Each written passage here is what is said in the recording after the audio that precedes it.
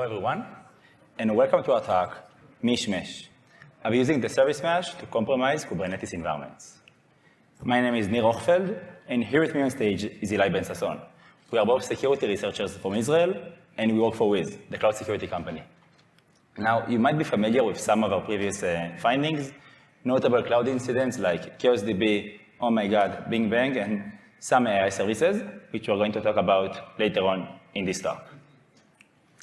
In this talk, we are also going to talk about a quick introduction to what is a service mesh, and how attackers might abuse service mesh solutions to map internal networks, and how we did just that in Azure ML.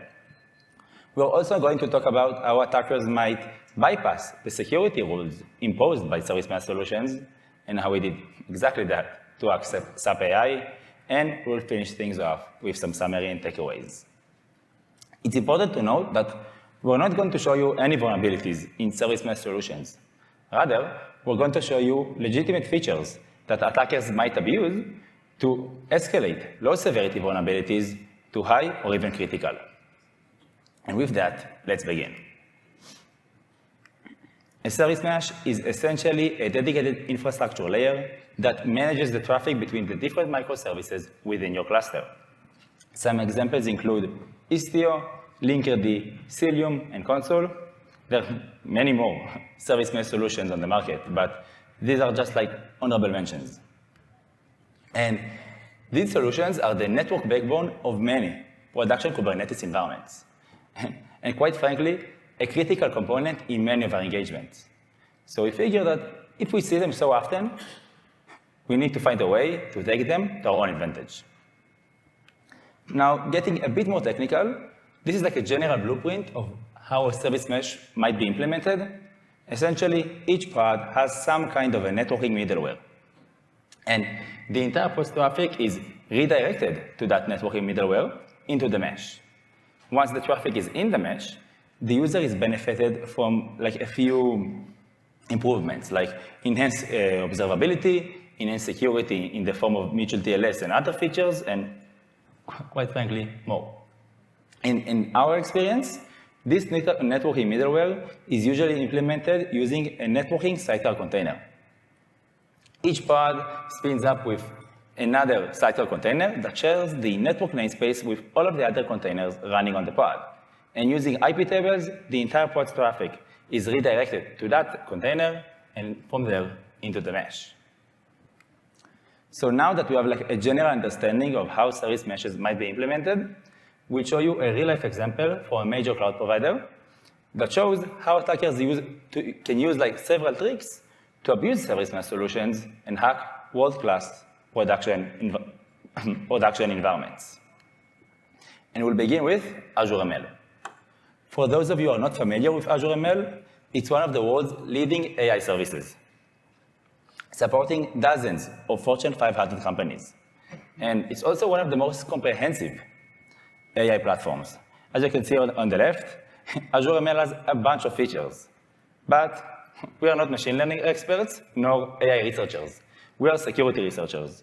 And for us, each and every one of these features is just another attack surface. It's essentially a sub-service that we can attack and maybe get a glimpse on how the infrastructure is implemented. And not too long after we started browsing the Azure ML portal, we landed on this page. Essentially, it's like a feature that allows customers to fetch remote datasets. You just supply an arbitrary URL, and in return, Azure will send a request from their servers to that remote server and preview the response. Now, after a few minutes of playing with this feature, we actually realized that this URL is not sanitized nor validated. Basically, introducing a server-side request forgery vulnerability. Because this server within Azure is probably in some sort of an Azure ML internal environment, and it's accessible to other servers that we are not. So what's next? We have the ability to send arbitrary HTTP requests and to get the response. What should we do? We first thought about communicating with the IMDS.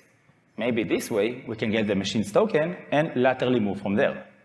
But unfortunately, this is Azure, and the Azure IMDS server requires a special header, and we don't control the request headers. We also figured that we are probably in some sort of a Kubernetes environment, and we should contact the Kubernetes API. So, and while we were able to communicate with the Kubernetes API, we lacked the required credentials. And at this point, we were quite desperate. We had this amazing ability to send arbitrary requests, but couldn't know where to direct them. So we thought about just scanning the entire Azure ML subnet. But which subnet? We didn't know anything about how this infrastructure is implemented. So we decided to scan the only IP address that we were sure to exist. Basically, the IP address that always exists. Any guesses? Exactly. We decided to scan the entire port range of localhost to see if we can find any neighbor technologies other than the vulnerable SSRF component. So we began with 1, 2, 3, all the way up to 65,000. And after filtering out the results, we found this open port, 4191. I can see some confused faces in the audience. We weren't familiar with that port either. It's apparently the Linkerd sidecar container port. So while we were thinking that we are communicating with the vulnerable component, we were actually communicating with its sidecar. So we weren't familiar with Linkerd. We delved into its documentation and source code and found that the 4191 port is actually an admin API port. We felt really optimistic. But diving a bit further showed us that it's actually a pretty simplistic API, exposing only 3 endpoints: shutdown, env, and metrics. Shutdown is quite self-explanatory. Right off the bat, we can cause some disruption on the Azure ML platform. But we are not these kind of researchers, so we decided to move forward. env.json prints the sidecar container's environment variables, and metrics exposes that sidecar container Prometheus metrics. And this is an example of the environment variables. As you can see, it has like IP addresses, ports, host names, service account names, certificates, a bunch of stuff. But what was even more interesting was the metrics endpoint. Usually metrics endpoints are quite useless, but in this case it was quite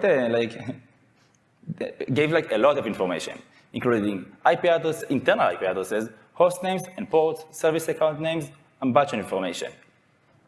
And it also answered the question of which subnet should we scan. So these are like a quick recap of our findings of the Linkerd sidecar container. We can cause a denial of service, we can print environment variables, and we can map internal hosts and ports using the metrics endpoint. But to this point, we only researched a very small portion of Linkerd. Linkerd also have a very robust control plane with a bunch of APIs. One of them is the destination API. This is essentially the API that the proxy queries before it redirects the request to the destination. So after a couple of moments of reading the Linkerd source code, getting familiar with its protocol bindings, we landed on something like this: the ability to manually query the destination API with every service URL that we want. And this was done in our own mock environment that we set it up using the Linkerd intro tutorial. And querying one of the services yielded something that looks like this: HTTP endpoints. So while it doesn't seem like a lot, after all, it's just an HTTP endpoint, the amount of time that we, as security researchers, were in an engagement, found some random HTTP server, but couldn't tell how to communicate with it, it's like countless of times. But when we did manage to understand the HTTP paths or the protocol, we were able to find like significant findings. So while it sounds like security by obscurity, for attackers, HTTP paths matter. They're like a gold mine. And it's another tool in our Linkerd toolkit. We can cause a denial of service, we can extract environment variables, map internal host and ports, and now also map HTTP endpoints. But there was also one question that always bugged our mind, which is, how does the Linkerd sidecar container magically appears in every pod in a Linkerd-enabled environment? So apparently, Linkerd uses something called admission controllers. Admission controllers are essentially plugins that intercept requests before they reach to the Kubernetes API server. This means that when you type kubectl create pod before the request reaches the Kubernetes API, it goes through a series of admission controllers. And those admission controllers can either validate, reject, and modify the resource request. And Linkerd does exactly that. It has the Linkerd proxy injector admission controller that modifies the pod spec to inject the Linkerd sidecar into that pod before the Kubernetes API creates it. But for us, as security researchers, this is essentially a privileged HTTP server open without any authentication. So we decided to do it again. This is how a valid admission review to the Linkerd admission controller might look like. As you can see, we can control a bunch of parameters. We can control the kind, we can control the name, we can control the namespace, a bunch of different fields. And we started our research with sending a baseline request, a valid request to the Linkerd admission controller, and observe the response. The response included something that identifies our request as valid, and the modified pod spec. Now that we have a baseline, we have something to work with, and we decided to play around with the different parameters. The first parameter that we decided to, that immediately looks suspicious to us, is the namespace. We wondered what would happen if we changed the namespace to a namespace that simply does not exist. For example, Jenkins. And the response from the Linkerd admission controller was that the namespace Jenkins is not found. So what we have here is basically an oracle. We, as attacker, with a mere SSRF vulnerability, can start enumerating namespaces, and from that, deduce the underlying technologies that run on that cluster. These technologies can include CI/CD components, debugging components, and security measures. And for outside attackers, this is a very valuable information. And this is our small namespace wish list, the kind of technologies that we want to see in a cluster. And with this vulnerability, can enumerate them. And now we have another tool in our Linkerd toolkit. Now that we have more than enough primitives from Linkerd, we decided to take one of them to the next level and basically map the entire Azure ML internal network. Basically, we decided to scan them all. And this is how we went about it. We started with communicating with the SSRF endpoint's Linkerd instance to its metrics endpoint. And in return, we got a bunch of IP addresses, host names, and ports. We then took each and every one of these IP addresses and contacted its metrics endpoint. And in return, we got more IP addresses, more host names, more ports. We did that again and again, until eventually we got something like this.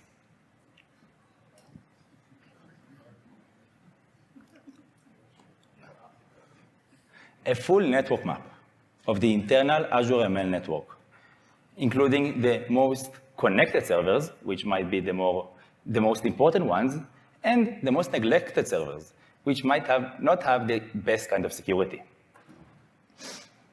In total, we scanned more than 1,800 IP addresses and found more than 80 unique open ports and gained an unauthorized and unauthenticated access to Prometheus, debugging tools like Goldfinger, Nginx ingress controller, secret store metrics, and other internal Azure stuff.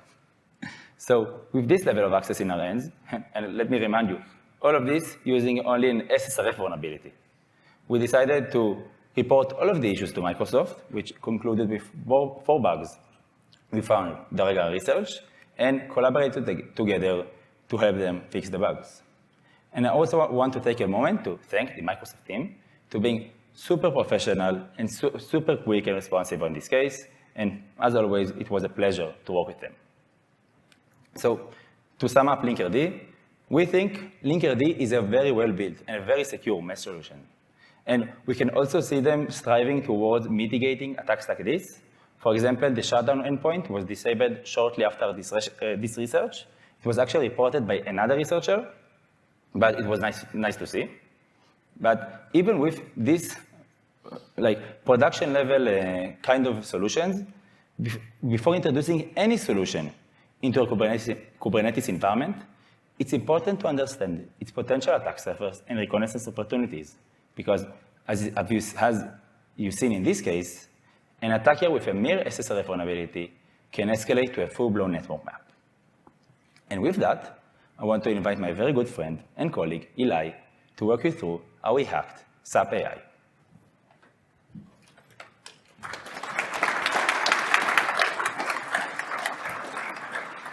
Thank you, Neil. So after we saw how we were able to abuse Linkerd in order to hack Azure ML, let's talk about how we were able to abuse Istio, bypass the rules that Istio limited us with, and utilize this to hack SAP's AI service. Let's begin. Okay, so when I say the name SAP, I think most of you are probably imagining SAP's flagship product, the SAP ERP system. You're imagining all these crazy dashboards with graphs and charts and business data. But the truth is, SAP today is more than that. They're a cloud company with a large suite of different cloud services, and an AI service as well, which looks actually kind of the same. But this service, called SAP AI Core, allows users to do lots of different operations relating to AI and machine learning, like running AI models, running AI applications, and even training AI models. Now, the latter one sounded really compelling to us. We wanted to know, how exactly do you train AI models on SAP? So the way that it works, at the end of the day, is it's an Argo workflows environment. You provide an Argo configuration file, like the one you see here as a screenshot. You basically press enter, and you're good to go. You just run arbitrary Argo configurations. If we take a closer look at this configuration, we can see that it's pretty straightforward to understand. You start by declaring that this is an Argo workflow. Then you define the container you want to run, like what sort of container image do I want to use, what sort of flags do I want to pass to the container, etc., etc. And finally, you pass the command you want to run inside the container, which is very useful for us, because that means that running our own arbitrary code on the service is not a bug, it's a feature. No vulnerability needed. So, running our own code on SAP, the question is, what's next? What do we do now? So when we land in a new environment, we want to take a little look to our right, to our left, try to understand what sort of environment this is, and do we have any access to something that we're not supposed to have access to. So the first question is, what sort of environment are we running in? Now, we're running in a Kubernetes cluster. Duh. This is KubeCon. It would be very surprising if I wasn't talking about the Kubernetes environment, but we are. And the next question we want to ask ourselves is, what sort of privileges are we running inside this container? It's very common for cloud providers to give us root privileges within our own container, which can be very useful for us in order to do any sort of privilege escalation tricks. However, in this case, we did not run as root. We ran as a weak user, even inside our own container, the nobody user, which is kind of a bummer, because it limited us from doing lots of things inside the container. But maybe we have an interesting set of Kubernetes permission. Maybe our pod is an interesting entity inside the cluster, and we can maybe do any sort of lateral movement pass inside the cluster with our Kubernetes permissions. However, we did not have any sort of service account, no identity, no token, nothing. So we look at this sort of starting picture, and we realize that it doesn't look very good. However, it doesn't look very good for us. It looks very good for SAP. But we have a very interesting advantage here up our sleeve, which we can use. We control the full configuration of our pod, like start to finish. So we can try to modify the pod, tweak the environment to fit our needs better. First order of business, run me as root, please. However, that does not work. Whenever we try to alter the configuration to make ourselves run with UID 0, with the root user ID, that doesn't work. We're getting blocked, and our container won't allow itself to run as root, which is a bummer. But still, there are many other interesting flags that we can add to pods in Kubernetes. Like we can try to make our container a privileged container. We can mount a new network namespace, a new PID namespace, mount a new disk from the host, so many other things. However, none of these things work. Every sort of interesting flag that we try to attach gets immediately blocked by SAP's admission controller. They have like a very tight list of rules, and every sort of spicy flag that we try to add to our container, the container won't allow itself to run with it. So it seems like our compute is very limited, which is very frustrating. But this is still Kubernetes. There's an internal mesh network ahead of us, presumably. Let's try to scan the internal network like we did before and try to find interesting services inside and communicate with them. However, that also doesn't work because we're getting blocked by something. We're not really sure what exactly at this point, but we know that every single request that we try to send gets blocked. So I wanted to understand what's blocking us. Is it an EDR? Is it a firewall? Is it a bird? Is it a plane? No. It's Istio. Again, not very surprisingly, considering the title of this talk. But in this case, it's kind of acting like a quote-unquote firewall. SAP used it to block all the traffic that we tried to send from reaching the internal network. This bothered us, and we wanted to get rid of it.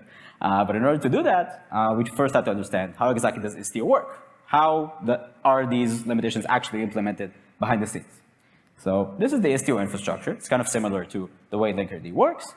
We know we have our own container. We can run our own arbitrary code inside it. We control it pretty much fully. And this container runs on a Kubernetes pod.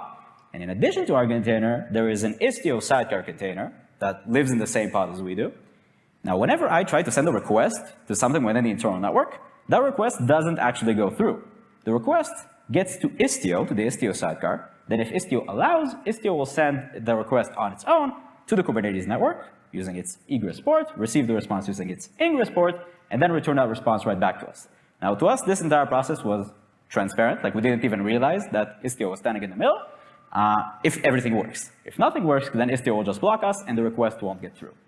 Now, there's another component in this equation. It's called IstioD. That's like the centralized Istio server managing all the different Istio sidecars. But at this point, I don't really care about this part of the equation. I care about this part of the equation. Why is my traffic getting redirected through Istio, and is there a way that I can not do that? So the way that this works is using a Linux feature called IP tables. Istio sets all these IP tables rules inside your Linux machine, your container, and basically tells the Linux kernel, take all the traffic going in and out, pass it through Istio first. Then Istio can decide what to do with it. However, there was one interesting stipulation attached to each one of those rules that kind of boggled my mind when I first saw it. It's take all the traffic going in and out, except traffic coming from the user ID 1337. Now I was looking at this, kind of scratching my head. Why is the UID leet explicitly excluded from all the traffic rules here? So I did a little digging, and apparently this is not like an SAP-specific configuration. This is the way Istio works. 1337 is Istio's own user ID, and this is the way that they ensure that Istio won't be bound by Istio's rules. Like, this is how they prevent like an infinite loop. But I was looking at this thinking, okay, I guess that makes sense, but still, if I'm reading this correctly, it means that anyone with the user ID leet will be completely excluded from any traffic rules enforced by Istio. So I went back to the drawing board, to the Argo configuration, and I said, okay, I know that if I set my UID to 0, if I try to be root, I will be blocked by the admission controller. However, why don't I try to set my UID to 1337 instead and see what happens? So first of all, this worked. SAP's admission controller didn't care that I set my UID to 1337, which was already a great start. And now I was running as 1337, and I wanted to test my new privileges out. So this is how it turned out. At first, when I was the nobody user, as you can see in the screenshot, and I tried to send a request to literally anything inside the internal network, I immediately got a get to response, not from the resource that I was trying to access, but from Istio. Istio never actually sent my request all the way through. However, when I change my UID to 1337, and I execute the exact same request again, suddenly I get a 200 OK response. My request went through, and it seems like I now have unrestricted access to this cluster's internal network. Amazing. Now what? So normally, I would maybe say, let's try to scan the internal network. Let's fire up Nmap, try to scan whatever we can find, and maybe we'll find something interesting to communicate with. But this time, we didn't actually have to do that. We have an amazing cheat code up our sleeve that we can utilize, and we will utilize. So this is another configuration that SAP's admission controller failed to block. This configuration is called share process namespace, and as the name implies, it allows you to share the process namespace with everything, all the containers running inside your pod. In our case, that means sharing the namespace with Istio. So this is yet another great configuration that we can add to our configuration file. once we were sharing our process namespace with Istio, we were able to gain access to Istio's file system. Inside the file system, we found this file, Istio token, which is a very useful file because I can now take this Istio token and communicate with the Istio-D centralized server. Just think that 5 minutes ago, I couldn't even reach the Istio-D server in the internal network, and even if I did, I couldn't authenticate to it. Now I can both reach it on the internal network, and I have authenticated access to it, and it's many useful APIs, like this API on port 15014.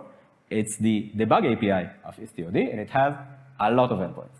And I mean, a lot of different endpoints containing lots of different useful information.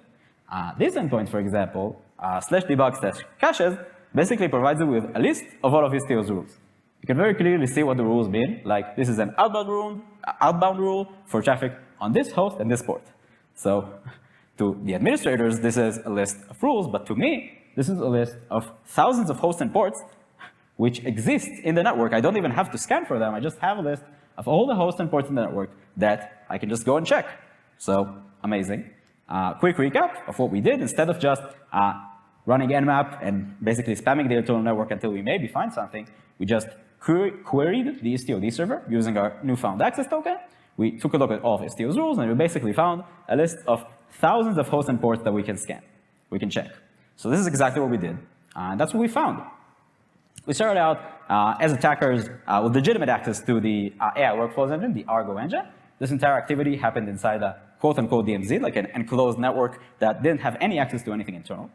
Once we were able to break out of that jail using our Istio bypass, we gained access to the cluster's internal network. While inside there, we found an exposed instance of Grafana Loki, which gave us access to huge troves of internal customer logs from SAP customers. We then found a bunch of exposed AWS EFS file shares, which gave us access to terabytes of private customer models, data sets, source code, and basically all the private files that were stored inside that service. And finally, we found an exposed Helm server, a Tiller server, for those who are familiar. Now, this server gave us an insane level of access in this cluster. It gave us admin access to SAP's Artifactory server, admin access to SAP's Docker container registries, and cluster admin privileges on the entire Kubernetes cluster of the service, giving us access to read, write, and modify anything going on in SAP AI, and also giving us access to customer credentials and customer data. So, of course, we reported all these issues to SAP as soon as we found them, and we collaborated closely with the SAP security team to help fix these bugs as much as we can. We actually went through like several iterations of fixes until we were able to really be sure that these attacks won't be able to be replicated again. So shout out to the SAP security team and development team. Maybe some of you are on here. I saw there's a booth going on. So thank you. You guys were great to work with. And of course, all the secrets that we have been able to access have been rotated since. So you don't have to worry about that. If you want to read more about this particular research, because this is seriously just the tip of the iceberg of what we did, you can take a look at our blog that we wrote about this. There's like a URL. Either visit this URL or this QR code. We call this SAPone. So you're welcome to learn more about that in our blog. In terms of parallels to Linkerd, as we said, the architecture is very similar between the two services. And Linkerd also works in the exact same sort of architecture. You have the sidecar container, and you have IP tables rules redirecting everything to there. And one of those IP tables rules in Linkerd is called ignore proxy UID. As the name implies, it ignores any traffic coming from the proxy UID. In this case, it's 2102. That's like the Linkerd equivalent to Istio's 1337. And once again, if you're able to have that user ID, you will be exempt from all the IP tables rules and go directly into the network. So these were two like real-life case studies for today. Now let's sum things up with some takeaways on how to secure service mesh environments. So first of all, to sum up, observability features, like the many observability features we've seen here today, are very valuable components in Kubernetes environments. That's why they're attached to virtually every single Kubernetes component in existence. However, it's very clear to everyone who designed these features that they should be accessible from trusted environments only. They were all made with trusted environments in mind.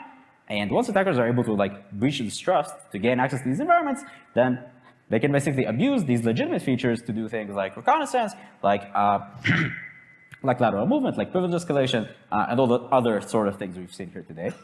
Now, this is not a problem that's limited to Linkerd and Istio only. It's actually pretty standard in Kubernetes components to have these sort of observability features accessible without authentication, assuming that these environments are trusted. So when they're not, then this can introduce all the risks we've seen here today. In terms of the takeaways that we want you to leave with here today, we would recommend, first of all, to assess any new Kubernetes component that you add to your environment with an offensive outlook.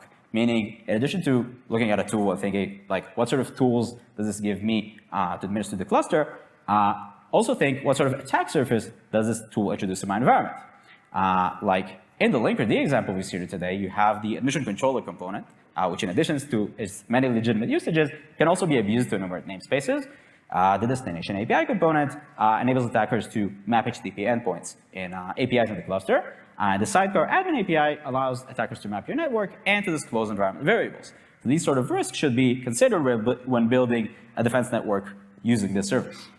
The second takeaway is that you should always properly segment your Kubernetes networks with specifically the separate between anything that's considered data plane, where all your workloads run, and the control plane, where all the important management infrastructure lives, with a strong emphasis on, obviously, customer-facing environments, like the ones we've seen here today, some of which literally allow customers to run their own arbitrary code.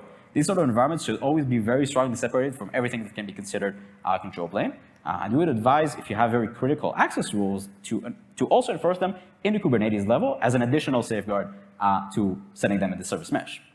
And the third and final takeaway I want you to leave with here, to leave this talk with, is that you should always use multiple security barriers when you're trying to separate between different sorts of environments. Like, these barriers can come in many different shapes and forms. It can be compute-related barriers, like containerization, like virtualization, and even separation of physical server separation if you're really paranoid, if you really want to separate strongly. It can be a network-related barriers, like firewall solutions, like service mesh, and even segmentation and network hardware. And it could also be barriers relating to authentication and authorization, like usage of secrets, identities, tokens, passwords, mutual TLS, and any other form of authenticating between different services. We think that it's always correct to assume that the first line of defense will eventually be bypassed. Like in our cases today, the first line of defense was a very strong one. Like Linkerd and Istio basically didn't enable us to do anything interesting. But once we were able to bypass that first obstacle, it seemed like the rest of the obstacle weren't as strong as the first one.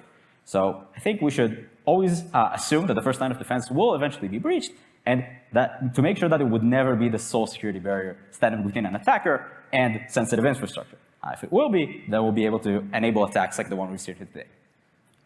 Thank you very much. If there are any questions, you're welcome to step up to the microphones. And yeah, thank you.